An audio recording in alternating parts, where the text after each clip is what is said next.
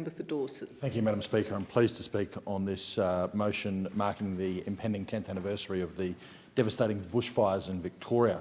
The loss of 173 lives, more than 2,000 homes, 450,000 hectares of land. That bushfire ranked as one of the worst in Australia's history. Victorians not directly in the line of fire and those living interstate watched on in horror through their television screens at that unfolding terrible event. The scale of that disaster difficult to comprehend for many, and this, the 10th anniversary, is a chance to reflect on that devastation and honour the memory of those lost and the suffering of their families, their friends and those who lost possessions. It's a time to honour and pay tribute to the courage and bravery, dedication of those who fought those fires and who helped rebuild the lives of people in their communities and their communities. Now, unfortunately, bushfires have always been a feature of the wide brown land that we live in. Queensland's currently under the grip of bushfires ranging across much of the state and in particular Central and North Queensland. Most of the 100 fires have caused widespread devastation, including the loss of one life, numerous buildings and vehicles destroyed, and burning more than 500,000 hectares of land.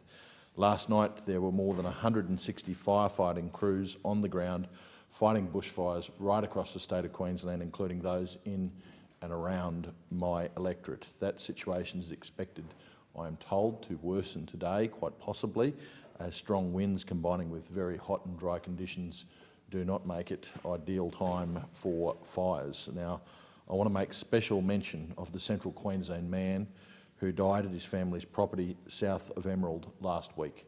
He was struck by a falling tree while clearing a fire break to protect his family's property, and I would like to extend my condolences to his family and the Emerald community. Now, in Finch Hatton, not in my electorate, but just on the border of my electorate, farmer Robert Blinds, and I know the Blinds family very well, he lost his house, his shed, his equipment and his crop while he was out fighting fires elsewhere. Finch Hatton cane farmer Bernie Ward also lost 100% of his crop, and he fought hard to save his house, bucketing water out from his dam because there was no power on to pump that water. More than 700 hectares of high-value sugarcane crops were destroyed, and CQ Rescue and its brave staff under the leadership of Ian Rowan need to be mentioned because they airlifted, evacuated 10 people, including 6 children and an infant, out of Youngla. The Deputy Prime Minister and the Assistant Minister for Home Affairs responsible for emergency management visited my electorate, went into Capricornia, just on the doorstep of my electorate, to the communities of Finch Hatton and Netherdale and Youngla to survey the damage and speak to those who are actually involved in fighting these fires, to speak to those in the SES and other volunteers that were assisting them. It is just so heartening to see that community response to this. The whole community's come together, and I've got to applaud the leadership of Mackay Regional Council, Mayor Greg Williamson. I visited Bloomsbury myself. The member is interrupted.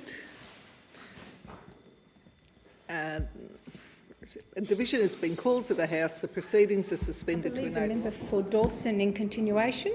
Thank you. I want to acknowledge those who are out there fighting the fires around the Bloomsbury area right now and those who are helping them out.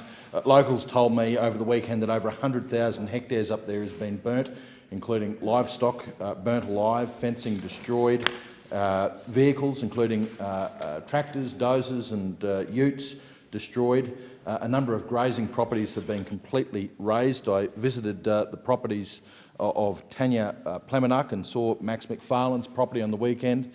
Absolutely devastating scenes there of just total scorched earth. And I want to particularly mention Christine Kinnear, who's leading the group of volunteers at the Bloomsbury Community Hall to help out and feed all the men and women that are out there fighting fires. The local fire warden, Paul Cam, blokes like Tony Jefferson, whose their properties were at risk, and they're out there helping their mates.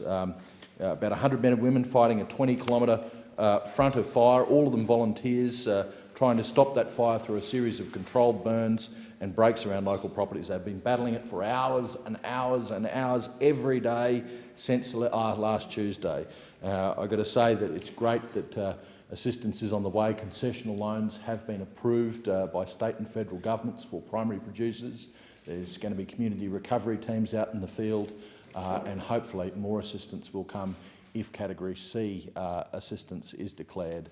My hearts go out to all of those that are battling these fires right now. I thank the member for Dawson.